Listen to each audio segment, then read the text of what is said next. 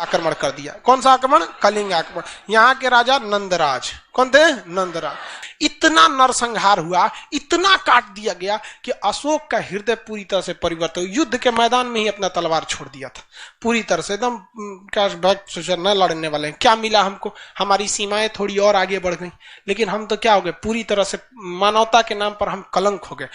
कलिंग युद्ध ने अशोक का हृदय परिवर्तित कर दिया। तो 261 ईसा पूर्व में क्या हो गया था भाई? कलिंग युद्ध किया। कलिंग युद्ध के बाद इनका क्या हो गया? हृदय परिवर्तित हो गया। जब भी आप कोई चीज एक्सट्रीम हो जाता है ना, एक्सट्रीम लेवल पे चल जाएंगे ना, तो फिर आपको दिमाग मतलब वहां से क्या होने लगता है? भागने लगता है। आप भी खूब ज्यादा पढ़ने लगिएगा, एक वक्त आएगा कहेंगे यार कितना पढ़े आदमी। हर काम से एक एक्सट्रीम लेवल आता है। इसने भी युद्ध छोड़ने की ठान लिया, तो इसको लगा कि भैया अब हम ये दूसरा धर्म अपनाने के लिए, तो इसका भतीजा था जिसका नाम था निग्रोथ। भतीजा का नाम क्या था? निग्रोथ। निग्रोथ जो था वो बहुत शांत रहता था और उसको कोई टेंशन नहीं रहता था, तो ये निग्रोथ से बड़ा प्रेरित था भतीजा से। कहता था तुम इतना शांत कैसे रहता है? तो कहा कि हम बौद्ध धर्म अपनाते हैं। बौद्ध धर्म में अष्टांगिक मार्ग पर चलिए, मार धार मत करिए, 10 सील का पालन कीजिए, यहाँ पर जो 3 उनके उपदेश दिए गए हैं उनको ध्यान दीजिए, सत पिटक, विनय पिटक, अभिनव पिटक, इस सबको पढ़िए, ठीक रहेगा। अशोक ने पूछा कि क्या है बौद्ध धर्म?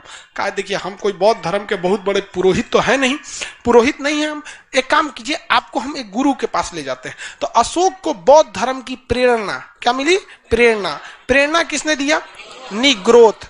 प्रेरणा किससे मिला? निग्रोथ। ये उनका क्या था? भतीजा था। लेकिन बौद्ध धर्म की शिक्षा किससे मिली? उपगुप्त। बौद्ध धर्म की शिक्षा किससे मिली थी?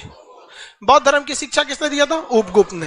तो अशोक को बौद्ध धर्म की शिक्षा किसने दिया? उपगुप्त ने दिया। इसके बाद अशोक कौन सा धर्म अपना लिया? बौद्ध धर्म। अशोक ने कौन सा धर्म अपना लिया? बौद्ध धर्म। लेकिन अशोक दूसरे धर्मों को हमेशा इज्जत की भाव से देखता था और कहा कि मेरा धर्म बौद्ध धर्म है, लेकिन मेरी जनता का धर्म बौद्ध धर्म नहीं है।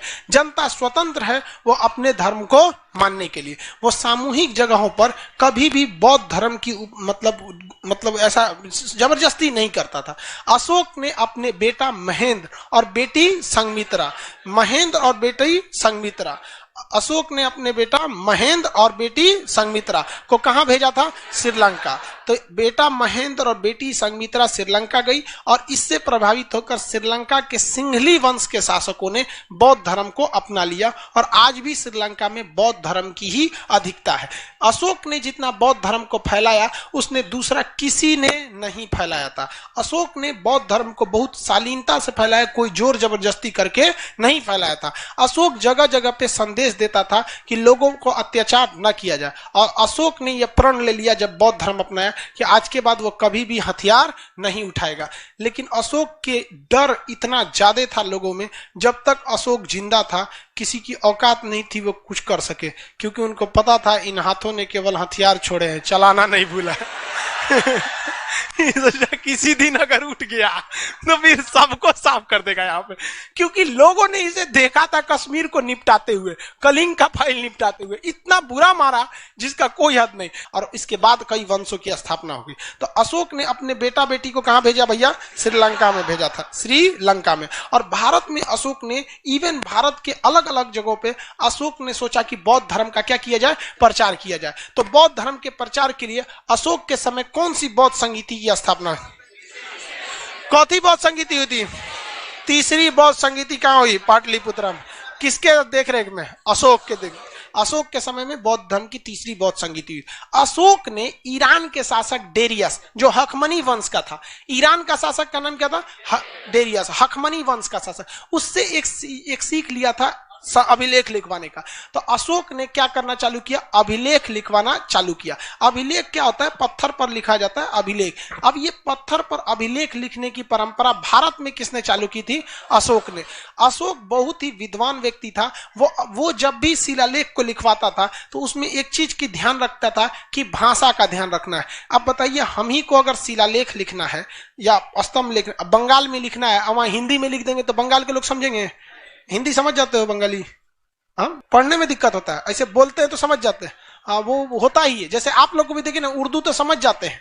हम बोलेंगे पानी पी लीजिए, बैठ जाइए, ये सब तो क्या चीज है? बैठ जाए। हिंदी बोलेंगे बिराजिए यहाँ बहुत क्लिष्ट हो जाती है हिंदी में। तो उर्दू आप भी समझ जाते हैं, लिखने थोड़े आता होगा।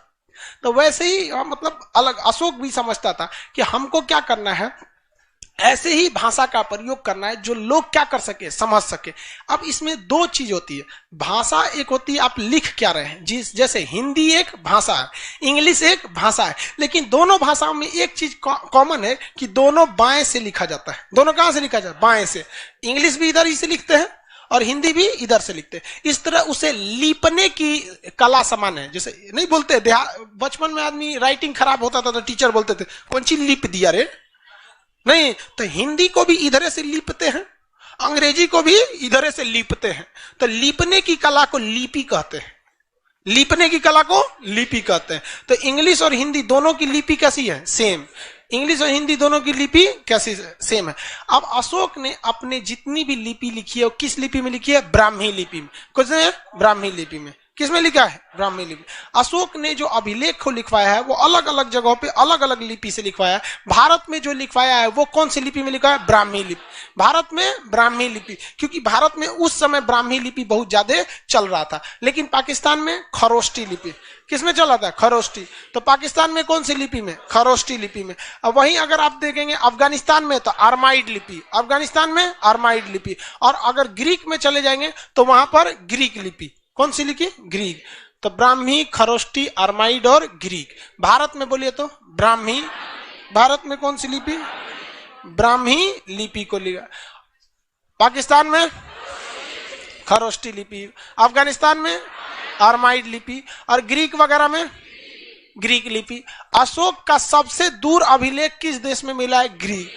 अभी उस जगह पर हो गया है देश जिसका नाम है तुर्की। क्या हो गया है? तुर्की। तुर्की को उस समय एशिया माइनर कहा जाता था। क्या कहा जाता है? एशिया में। तो एशिया माइनर तक इसके संदेश लिखे गए हैं और बौद्ध धर्म के प्रचार के लिए इसने क्या लिखा है? संदेश लिखा है कि अशोक धार्मिक रूप से सहिष्णु था। सहिष्णु का मतलब होता है सब में आस्था रखना, मतलब सबकी इज्जत करना। और एक होता है असहिष्णु। असहिष्णु मतलब हमरे सही है बाकी मर जा ससुरा, तुम कचर के रख देंगे बाकी लोगों को यहाँ पर। तो भारत में अशोक के समय से ही धार्मिक रूप से क्या था? अशोक सहिष्णु था, यानी उस सारे धर्मों को बराबर लेकर चलता था। ग्रीक, अरमाइड, टोटल कितने जगह पे इसकी लिपियां मिली? भारत में बोलिए ब्राह्मी लिपि, भारत में, पाकिस्तान, अफगानिस्तान, ग्रीक में ग्रीक लिपि। एशिया माइनर अभी हो गया है। तुर्की का अभी उस समय का नाम क्या था? Asia minor. अभिलेख समझ में आ गया कि नहीं आ गया? पत्थरों पे लिख देना क्या कहलाता है? अभिलेख। छोटे से पत्थर पे लिखे हैं शिलालेख, पिलर पे लिखे हैं तो असम, दीवार पे लिख दिए हैं भित्ति लेख, गुफा में लिख दिए हैं गुफा लेख। इंग्लिश में क्या कहते हैं? एडिक्ट। क्या कहते हैं? एडिक्ट। Rock edict. पत्थर पे लिखे हैं तो रॉक एडिक्ट, पिलर पे लिखे हैं तो पिलर एडिक्ट, दीवार पे तो रॉक एडिक्ट, गुफा में है तो केव एडिक्ट। गुफा क्या कहते हैं? केव कहते हैं, एडिक्ट कहते हैं। अशोक ने अपने संदेश बहुत जगह भेजता था। इसने कई अधिकारियों को भी नियुक्त किया था, संदेश वाहक को नियुक्त किया था, जिसमें राजुक बहुत ही प्रसिद्ध थे। यहाँ पर अशोक ने बौद्ध धर्म के धम्म नीति को आगे बढ़ाया। बौद्ध धर्म के किस नीति को? धम्म नीति। धम्म का मतलब होता है धर्म की नीति पर चलना। धर्म की नीति पर क्या करना है? चलना है। तो इसको आगे बढ़ाने के लिए अशोक ने बहुत किया था। धम्म का मतलब या धर्म का मतलब क्या हमारे धर्म से होता है? हम लोग गलत समझ में करते हैं। धर्म का अर्थ होता है इंसानियत। धर्म का अर्थ होता है इंसानियत, जिसके अंदर हिंदू धर्म, मुस्लिम धर्म, ये तो धर्म ही नहीं है। लोग बोलते हैं ना धर्म संकट में फंस गए, तो मतलब इंसानियत। तो उसने ऐसे लोगों को संदेश दिया और इसकी जांच के लिए कि लोग इंसानियत के रास्ते पे चल रहे हैं या नहीं चल रहे हैं, अर्थात धम्म के हिसाब से चल रहे हैं कि नहीं चल रहे हैं। इसके लिए उसने एक मंत्री नियुक्त किया। मंत्री को अमात्य बोलते हैं। क्या कहते हैं? अमात्य। तो उसने एक मंत्री नियुक्त किया, धम्म महामात्र। कौन सी अधिकारी? धम्म महामात्र। तो अशोक ने लोगों के धार्मिक जीवन को ठीक ठाक से, इंसानियत ठीक रखने के लिए कौन सी अधिकारी को नियुक्त किया? धम्म महामात्र। कौन सी अधिकारी? धम्म महामात्र। कौन सा? धम्म महा। स्त्रियों के प्रति भी अशोक की काफी ज्यादा सहानुभूति थी।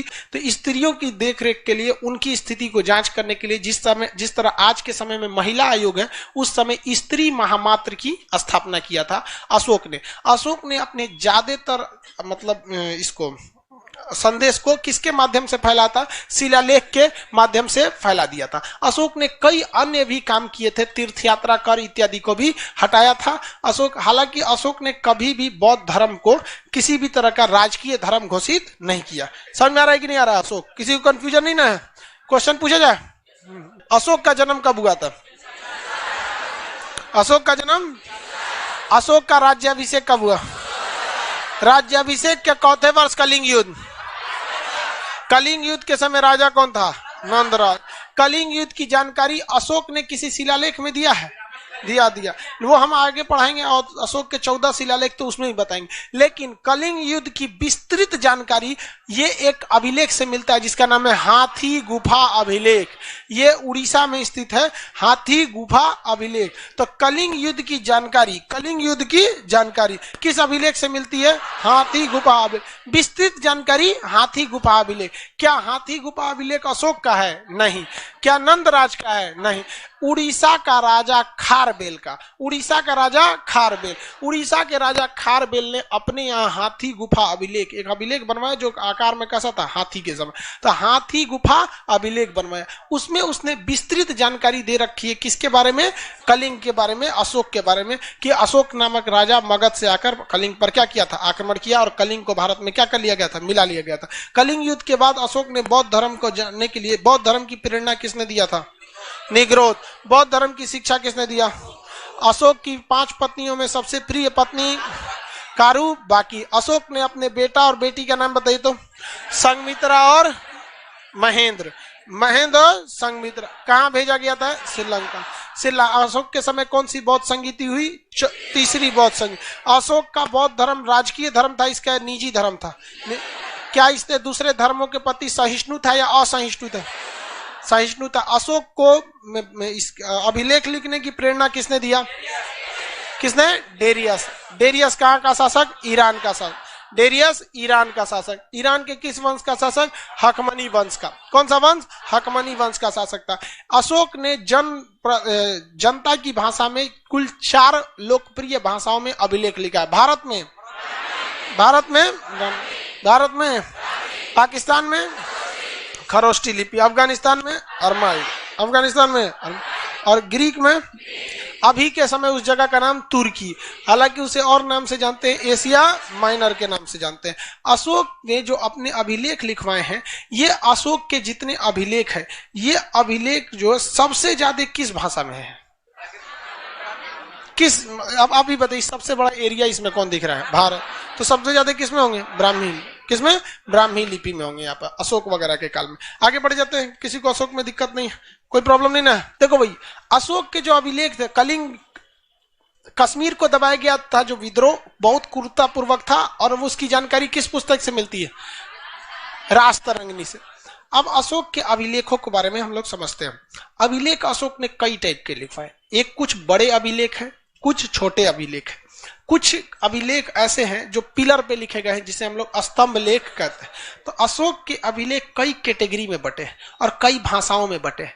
अभिलेख में अशोक की सबसे बड़ी समस्या ये थी कि अशोक वगैरह की जानकारी, खोदाई वगैरह तो यहां हुई बाद में खोदाई हुआ और पत्थर पे कुछ लिखा हुआ संदेश मिला। तो इसको लिखने की सफलता जो मिली थी, जेम्स प्रिंसेप को मिली। अशोक के अभिलेख लिखने की सफलता किसे मिली? जेम्स प्रिंसेप को। अशोक के अभिलेख लिखने की सफलता जेम्स प्रिंसेप को। लेकिन जेम्स प्रिंसेप को एक बात, बहुत बड़ी समस्या आ गई, क्योंकि वहां कहीं भी अभिलेख पर अशोक नहीं लिखा था। दिक्कत, संदेश लिख दिया था, मैं मगध का राजा। अरे सोच रहे मगध का राजा, तो मगध में तो 75 को राजा होके गए सब। क्या पता कि अजात शत्रु का है, कि बिंबिसार का है, कि अशोक का है।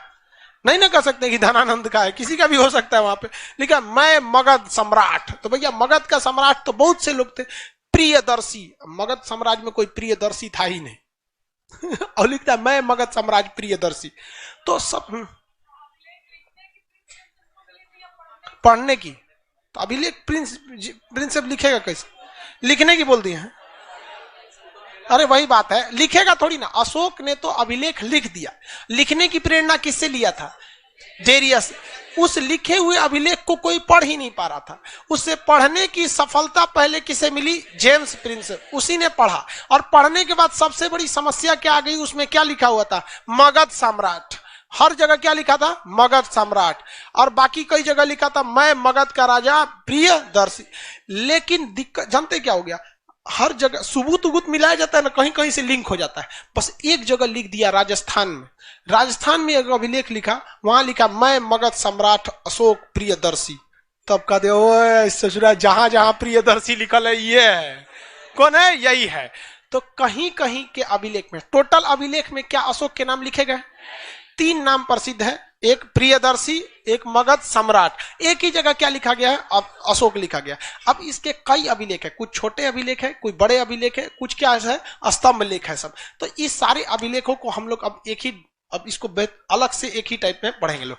आज थोड़ा सा टॉपिक क्या हो जाएगा, चेंज टाइप का हो जाएगा। अभी तक तो राजा वगैरह देख रहे थे लोग, यहाँ पे बिंबिसार वगैरह देख लिए कि नहीं? इसमें किसी को दिक्कत नहीं है? एक बार इसको देखते हैं, फिर अभिलेख के बारे में। बिंदुसार किस धर्म को मानता था? क्या अशोक आया तो आजीवक संप्रदाय के साथ कोई भेदभाव किया? हम कैसे मान ले कि भेदभाव नहीं किया?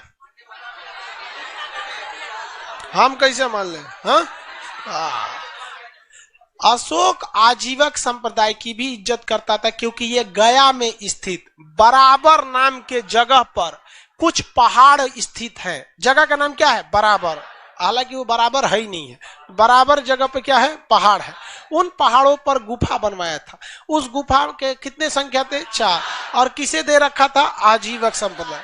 4 गुफाओं के नाम क्या थे? एक का नाम था सुदामा, गुफा का नाम सुदामा, कर्ण, चोपड़ा, विश्व झोपड़ी। सुदामा, कर्ण, चोपड़ा, विश्व झोपड़ी। सुदामा, कर्ण, चोपड़ा, विश्व झोपड़ी। सुदामा, कर्ण, चोपड़ा, विश्व झोपड़ी। सुदामा, कर्ण, चोपड़ा, विश्व झोपड़ी।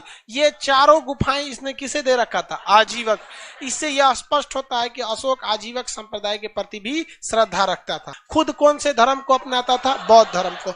इसके दरबार में जैन धर्म के लोगों को भी बहुत इज्जत सत्कार दिया गया था। महिलाओं की स्थिति सुधारने के लिए महिला महामात्र नामक अधिकारी की नियुक्ति किया था। लोगों की शिकायत इत्यादि को सुनने के लिए भी अधिकारी वगैरह की नियुक्ति किया। इसका मतलब अशोक ने कोशिश किया कि समाज के छोटे से बड़े लोगों को क्या किया जा सके? बराबर का दर्जा दिया जा सके। और अपने संदेश को फैलाने के लिए अशोक ने कई जगहों पर क्या रखा था? शिलालेख। और ये इसकी इंसानियत थी कि मगध का इतना प्रतापी योग्य शासक होने के बावजूद वो अपना नाम अशोक नहीं लिखवाता था। और यहाँ लोग एगो विधायक जी नाली बनवाते हैं तो नाली से पहले खुदवा के लिख जाते हैं स्वर्गीय फताना, स्वर्गीय नहीं जी, माननीय, गलती हो गया, माननीय मतलब फलाना आदमी है, स्वर्गीय नहीं, माननीय लिखवा दे। जबकि वो केवल क्या लिखवाता था? मगध सम्राट। जबकि ऐसा भी तो हो सकता है, मुखिया जी अगर नाली बनवाए या सड़क बनवाए तो लिख सकते हैं ना, माननीय मुखिया के कर कमलों से मतलब प्रारंभ किया गया। तो माननीय मुखिया अगवा नाम जरूर लिखवाता है। और वो अशोक इतना महान होने के बाद भी जल्दी नाम नहीं लिखाया था, इसीलिए समस्या हो गई थी उसे पढ़ने में कामयाबी सबसे पहले किसे मिले? James Prince. अब हमें क्या पढ़ना है? अशोक के शिलालेख हो, स्तंभ लेख, छोटे लेख, बड़े लेख इत्यादि के बारे में अब हम चर्चा कल करेंगे।